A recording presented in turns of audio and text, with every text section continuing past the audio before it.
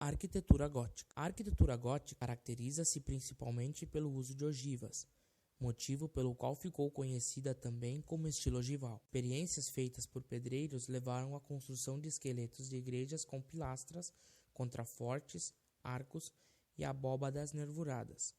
Tudo seguro por uma combinação equilibrada de forças verticais e oblíquas. As paredes passaram a não sustentar peso como nas igrejas românicas, tendo a finalidade de ser base para grandes vitrais interrompidos por pilares. As características especiais da arquitetura gótica foram determinadas pela utilidade estrutural que dava aos artistas, a liberdade de fazer esculturas, decorar paredes e elaborar os vitrais. Os ideais românicos tornaram-se realidade por construtores brilhantes que gradativamente transformaram as paredes maciças e os pesados arcos em refinadas linhas verticais.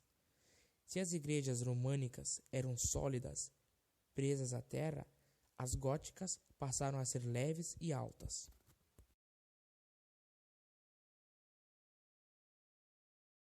Catedral de Salisbury, Inglaterra. A Catedral de Salisbury tem outro nome mais formal, que é a Catedral da Abençoada Virgem Maria. Ela é a catedral mais alta do país, com 123 metros de altura. Sua construção iniciou-se em 1220 e finalizou-se em 1258. Toda sua estrutura assenta-se em alicerces de apenas 1,2 metros de profundidade.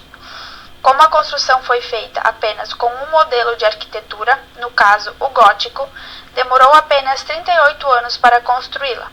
O seu interior é coerente em termos de estilo e o melhor exemplo existente da arquitetura inglesa gótica.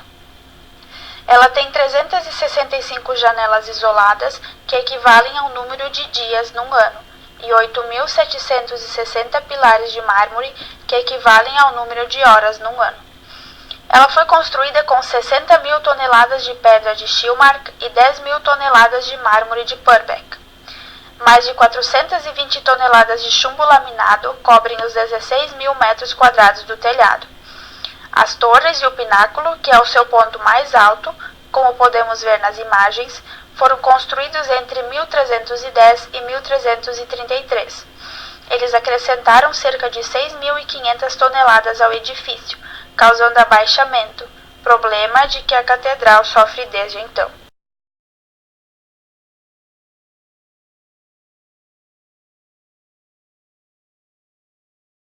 Catedral de Durham, Inglaterra.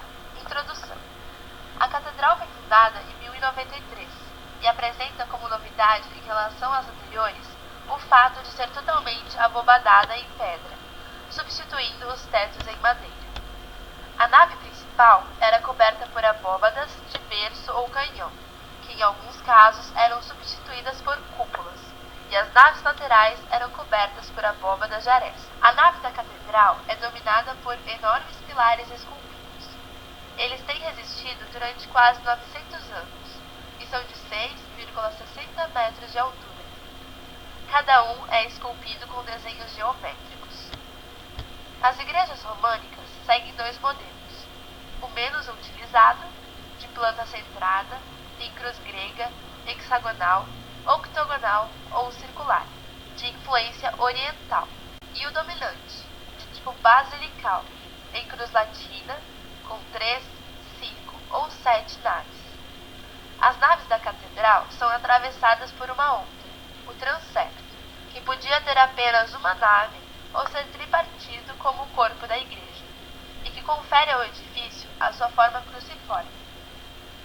Do lado nascente do transepto, abrem-se um ou dois absidíolos, que por vezes eram colocados no alinhamento das naves laterais. A nave central conduz à abside central, que contém a capela-mor, onde se situa o altar e o coro. Consoante as regiões, a catedral podia ter uma ou duas torres sinêmias, que ladeavam a fachada principal, e possuíam diversas aberturas que difundiam a luz para a nave principal. Devido ao equilíbrio de forças necessário à sustentação das abóbadas, as paredes da catedral românica são grossas, compactas e com poucas aberturas. Isto confere aos interiores um clima místico de paz e recolhimento. propício à reflexão e à oração. Na fachada principal da catedral, os elementos decorativos que mais se destacam são as rosáceas, que além de decorarem o exterior do edifício, também iluminavam o interior, e eram trabalhadas com motivos geométricos e florais. Os grandes janelões, que possuíam as mesmas funções das rosáceas, e o portal, que tanto podia ser simples como encaixado num pórtico saliente.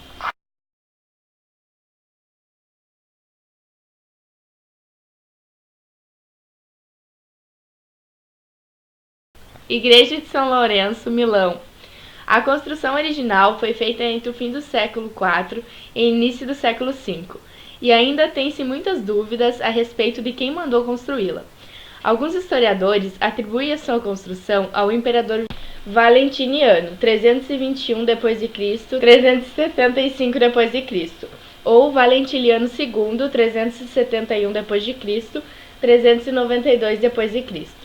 Outros historiadores datam a fundação desta igreja a um período posterior, entre 390 e 402, e atribuem a comissão a Teodísio I ou a Estilicone. Em todo caso, no seu tempo, esta igreja era a maior com planta centralizada ao seu templo, planta baixa simétrica, no ocidente.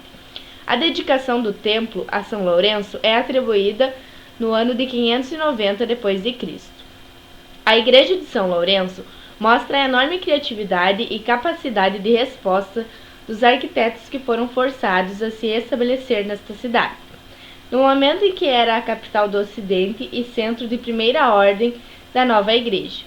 Isto manifesta-se no estudo da planta. Mostra um núcleo octagonal formado por arcos, um núcleo forte onde está a planta baixa simétrica, no Ocidente. A dedicação do templo a São Lourenço é atribuída no ano de 590 d.C. A Igreja de São Lourenço mostra a enorme criatividade e capacidade de resposta dos arquitetos que foram forçados a se estabelecer nesta cidade, no momento em que era a capital do Ocidente e centro de primeira ordem da nova igreja. Isto manifesta-se no estudo da planta. Mostra um núcleo octagonal formado por arcos, um núcleo forte onde grandes abíssides estão ligados. Este estudo foi a estrutura octagonal de um dos arquitetos forçados a se estabelecer na cidade. Mudou a cúpula quadrada disponível para a construção do corpo octagonal que agora se ergue sobre a cúpula. A construção responde a tijolos e alvenaria, trabalho apreciado que desenvolveu em Milão.